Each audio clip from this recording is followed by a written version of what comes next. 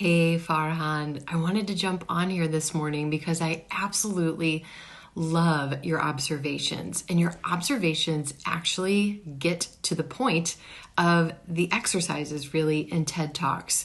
So first you notice that you end up speaking faster or slower than the speaker, and that different speakers have different speaking rates. I'm looking at your notes over here as I record your message. Absolutely. And just because someone is on a TED stage does not mean that they are a perfect speaker. Now, they're likely well rehearsed, but that doesn't mean they're 100% perfect. Like Celeste, you're right. She speaks super, super fast. In my opinion, she speaks too fast, and she could really benefit from using a little bit more pacing and slowing down on some of her key words. But her message is still impactful and still delivered effectively. The goal is not to match her pace.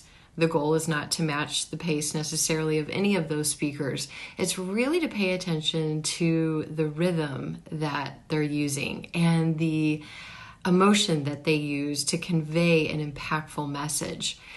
As your ear becomes more and more sensitive to different speakers, you'll begin to notice this a lot, that some people speak too fast, and you really don't need to imitate that speaking rate. So I think that's excellent that you observed that, and that sometimes you observed your pace was similar, sometimes not at all. You also noticed that sometimes you forgot the rhythm that the speaker was using. That's totally normal too. What happens is your auditory memory actually hangs on to the melody that you hear, especially if you listen to something more than one time.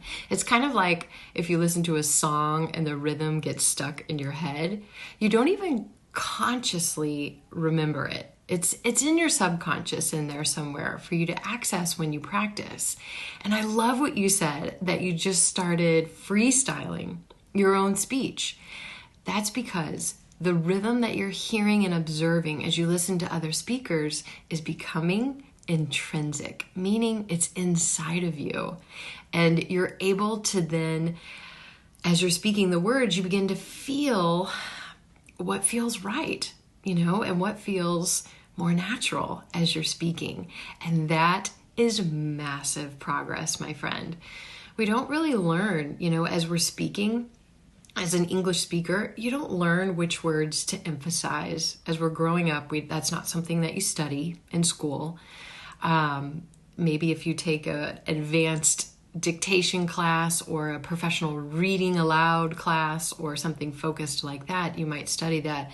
But otherwise, it's all based on imitating what you hear. You hear other people use certain rhythms, and you then match that in your own speech. And that is exactly what you're doing, as demonstrated perfectly by your reading, the sample that you did. Super, super strong. So keep on with this type of practice.